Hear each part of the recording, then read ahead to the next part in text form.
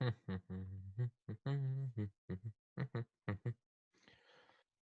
you, there's no one here. So, this is technically episode 153. On episode 123, I did a podcast tutorial, how to create your own podcast. Episode 149, I did an FAQ, just kind of answered people's questions that I always get asked when I try to get guests on. Please excuse me, I feel terrible. I went and got checked for COVID this morning. I feel awful. So please excuse my low energy. Yeah, I did like an FAQ, what this podcast is. When I try to get guests on, I always have to naturally have to explain what it is. It's kind of not other podcasts. There's no specific theme. Blah blah blah blah blah. I had on my buddy Jack McDermott, who I've known from almost my whole life. I've known since 2001. I turned 30 in 2 days, so I've known him for 19 of my 30 years.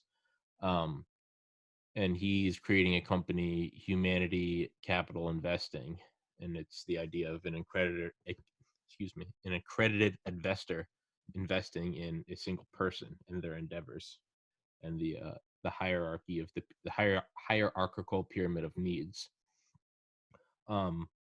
And that really resonated with me because it made me think of college. All throughout middle school and high school, was never like a good student. Not that I wasn't capable, I just didn't try.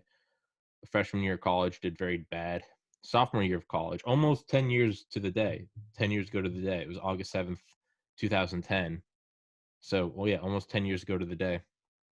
My dad dropped me off at the frat house in Valdosta, Georgia, and I kind of realized I only had a couple more years left to the real world, and I needed to get my shit together. And I decided then and there that I was going to be a doctor. And the first year was very difficult, trying to get A's, living in a frat house. But I also worked at a bar because I wanted to save up money and transfer to UGA. And I know UGA was more expensive. And I managed to do that, but I feel like it took like a year off my life that year, working at a bar until 4 a.m. on the weekends, living in a frat house, getting straight A's while doing undergraduate research. And I did it. And then when I got to UGA, I took out loans, and that made a world of a difference because now I could pay rent. I went to Sam's Club. I got bulk food, but I could take care of the things I needed to. Gas in my car. I could pay for textbooks, tuition, rent, utilities, food. And once I started doing that, and I had everything else taken care of, and I had a pair of dumbbells in my room, well, then it was just smooth sailing. I didn't work any less hard. It wasn't like, oh, now I don't have to work on the weekend, so now I can party. No, now I just filled that gap with more studying, time. Got even better. And I mean, weed out classes, pre-med classes, organic chemistry. I mean, I got the highest score in OChem 1 in spring 2012. And I think I got the second highest score in OChem 2. The classes where the average was like a 40. I was getting 99s. I got 4.0s. I published undergraduate research. I've said it before. I'll link it in here in the comment or in the info of the video. It's the effects of salinity on nickel toxicity to the two Eurohalline fish species, Cryptolebius marmoratus and Fungulus heteroclitus. It was me, Cameron Morris, and under Dr. Gretchen Bielmeyer. Yeah, I graduated magna cum laude. And again, when I had everything taken care of and I was free to just study, I started studying for the MCAT 9 months out. And instead of I didn't go on spring break my senior year. All my friends went on a cruise. I didn't go. I studied, and I studied nonstop over Thanksgiving, over Christmas, nonstop. And I ended up scoring in the 95.6th percentile in the MCAT. I don't know what the MCAT scoring is now in 2020, but in 2013 it was still out of 45, and I got a 35. I interviewed at University of Miami, Miller School of Medicine, Tulane University School of Medicine, Thomas Kerrigan, and University of Southern California, Keck School of Medicine.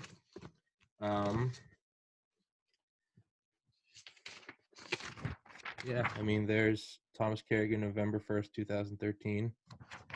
that was the day some dude shot up LAX. So I guess that was an omen of me not getting in there. Tulane. Can't see anything. Tulane University, December 6th, 2013. And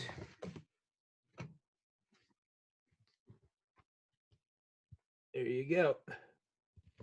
I was accepted to this one, University of Miami Miller School of Medicine. I don't make false claims. I then applied to pharmacy school. I don't have that letter.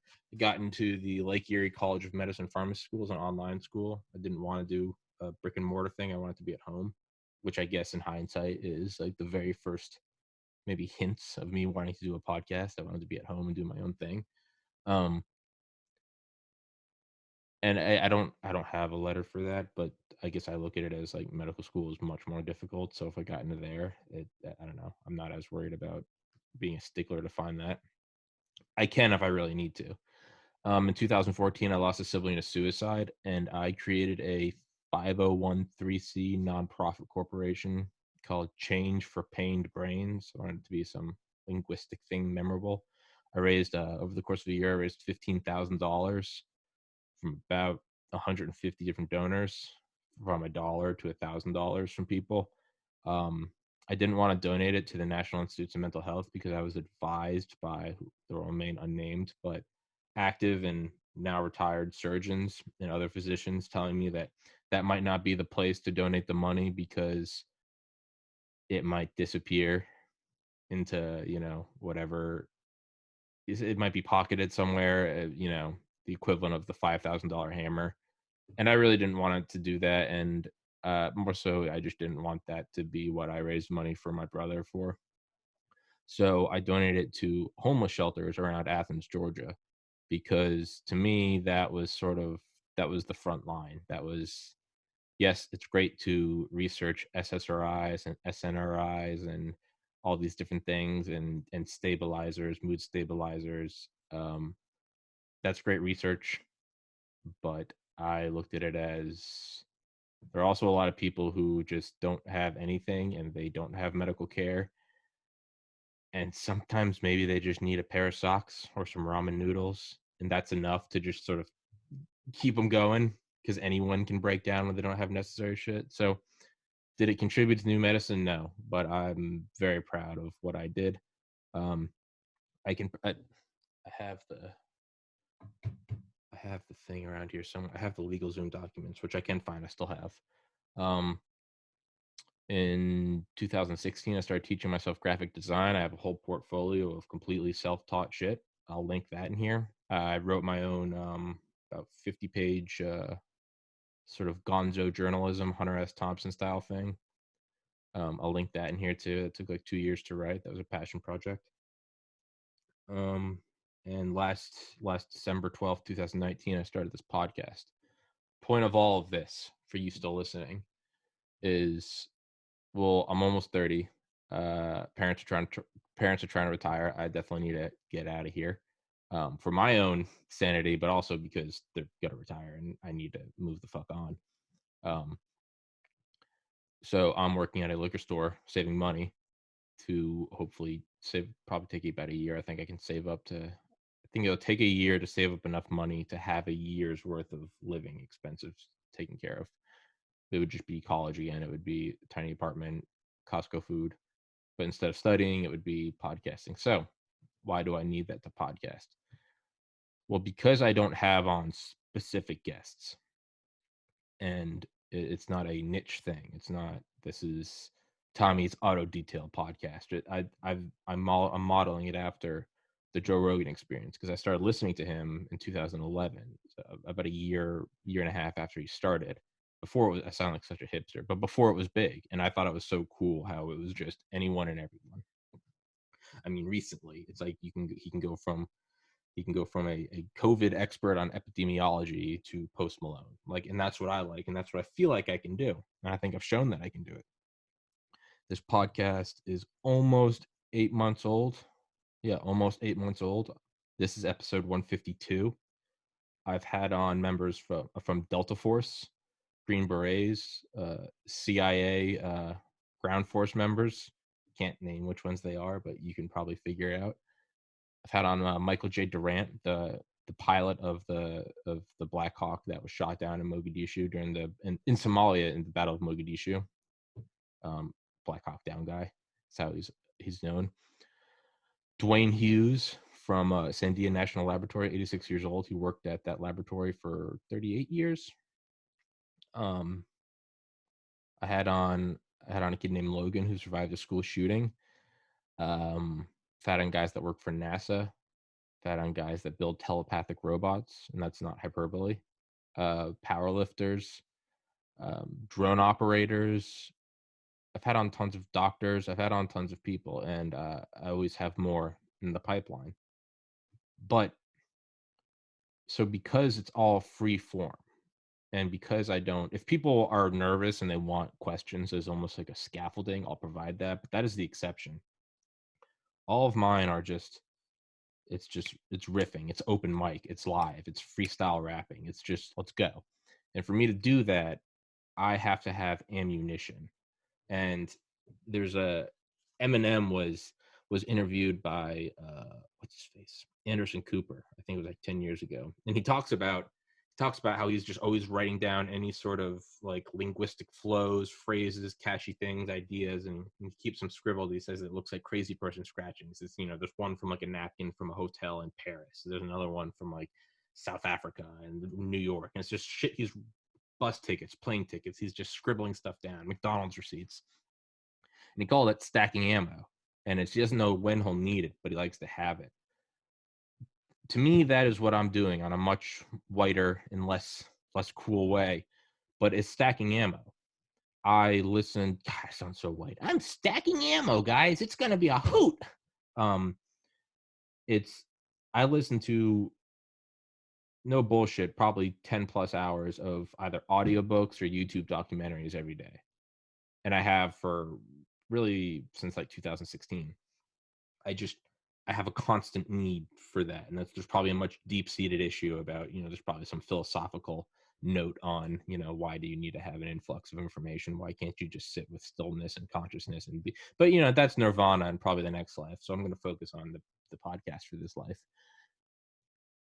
I always have to be listening and reading.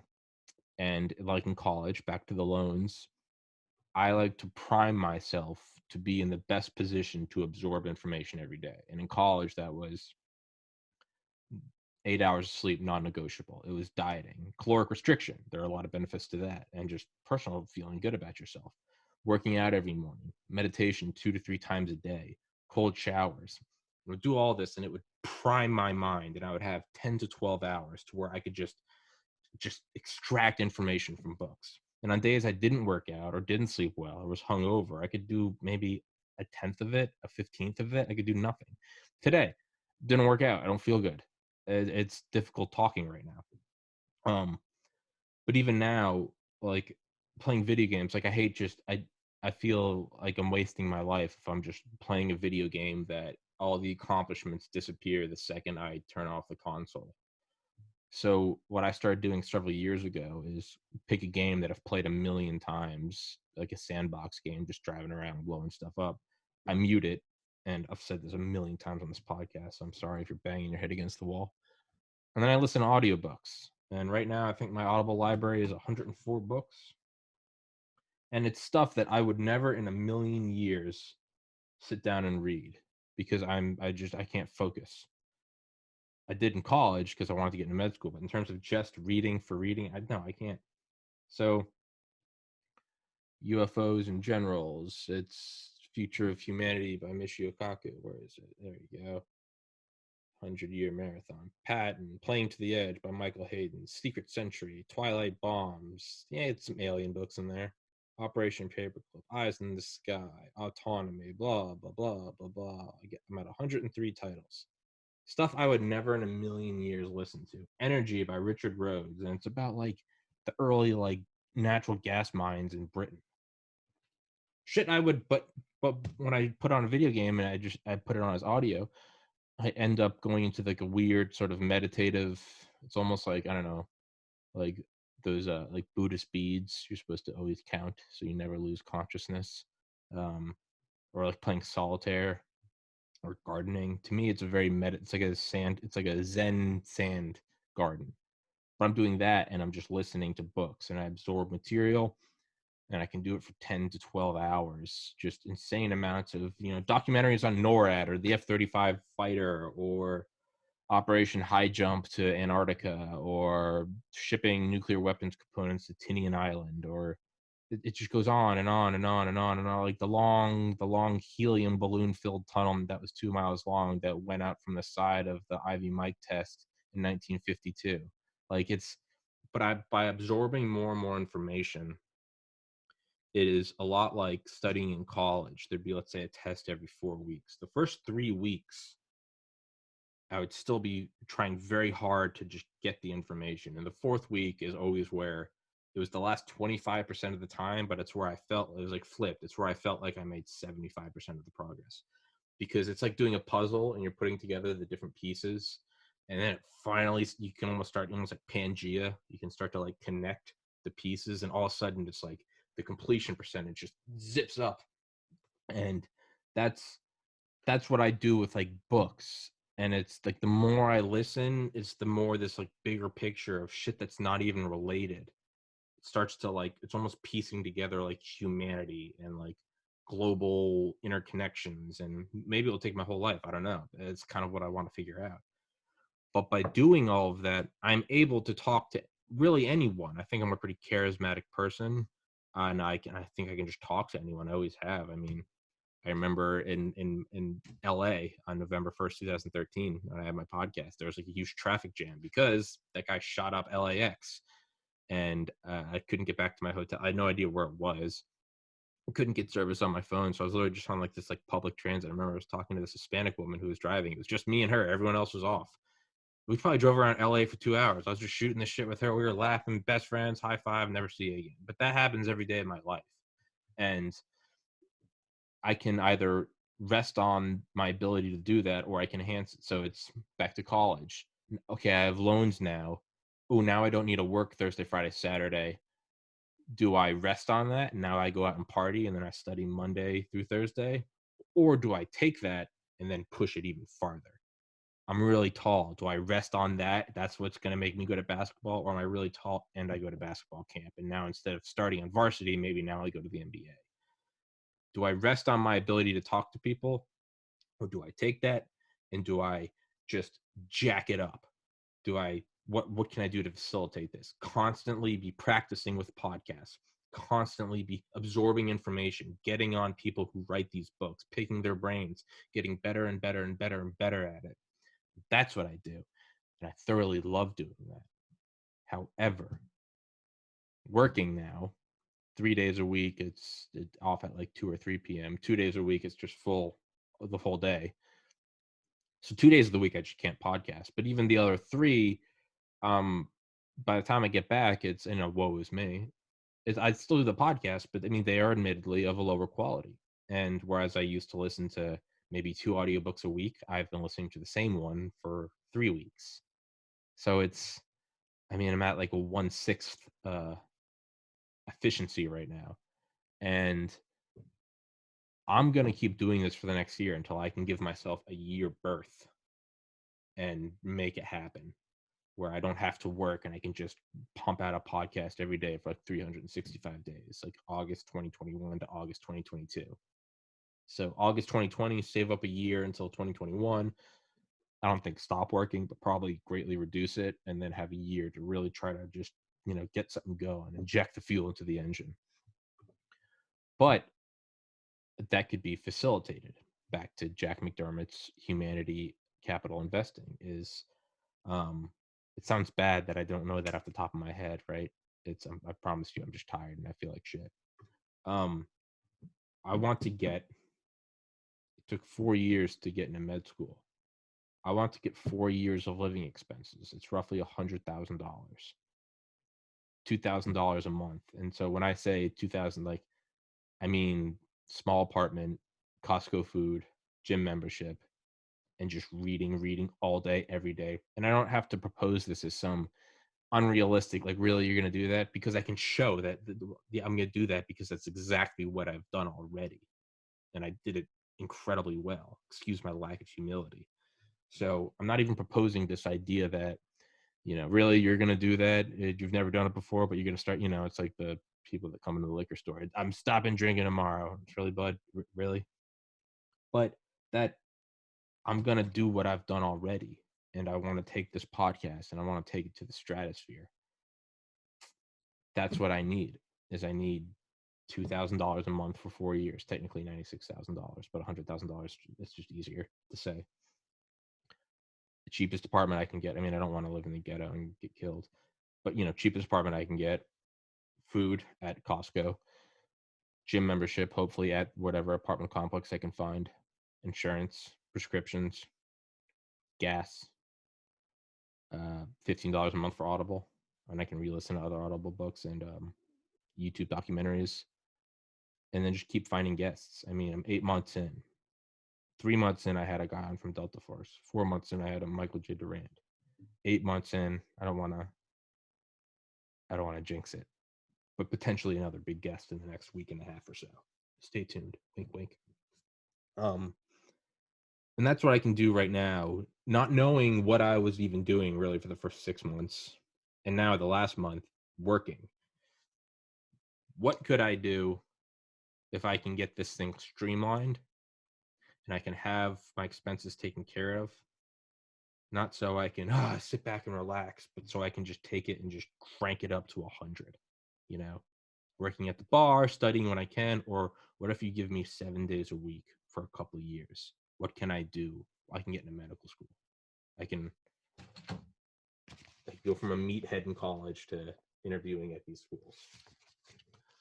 I can start a 501(c)(3). I can teach myself graphic design. I can write a short story. That's what I want. Is I want to find. I think I can do it in less than 4 years, but I would like to err on the side of caution. I think I could turn this into $2,000 a month of income for me to survive. Just no bullshit, all honesty.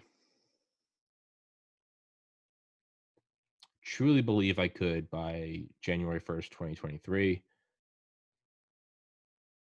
Definitely a pretty solid feeling that I could by January 1st, 2022. No bullshit. I don't think I could do it prior to that. At my current speed, it could take much longer. I think by 2023, it could be revenue to survive. At which case I wouldn't need an investor, and then it's just, well, I'm just going to go reap all the rewards for myself.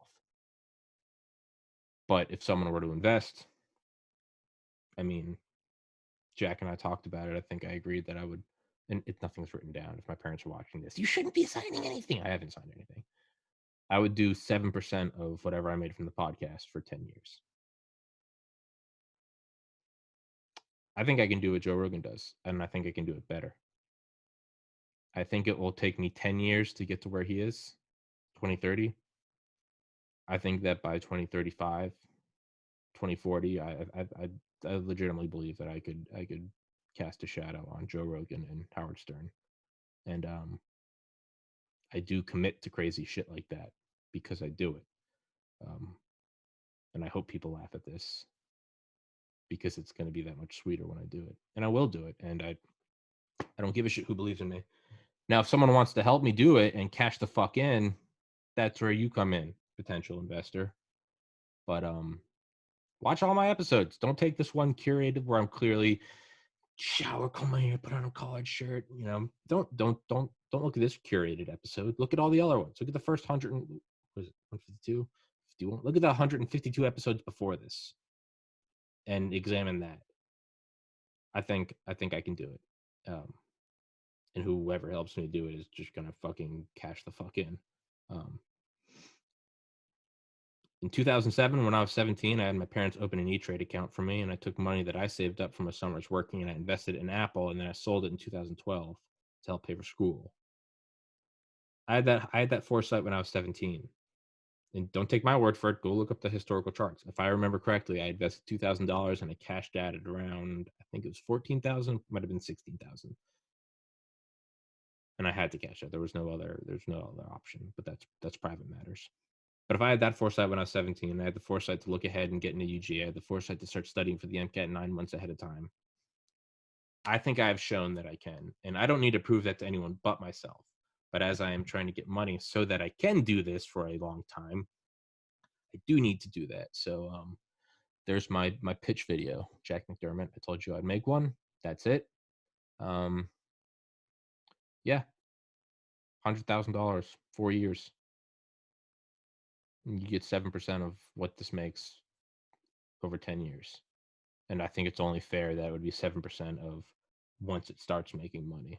I don't want to screw you out of it. It takes me 5 years to start making money. So for 5 years, you get 7% of zero.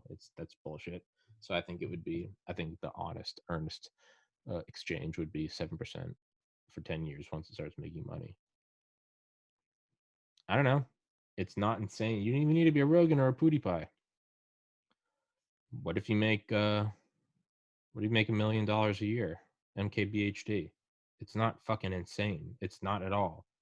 With Spotify, YouTube, BitChute, and then you have other sponsors, you have apparel, that shit happens. And I'm only 8 months in. Give me 10 years and I will absolutely do that. I don't know. Or don't. Either way, I'm going to succeed. One, it might just take longer. I would like for it to be quicker. And that would be badass if someone bet on me. Yeah, that's my pitch. I hope I don't have COVID.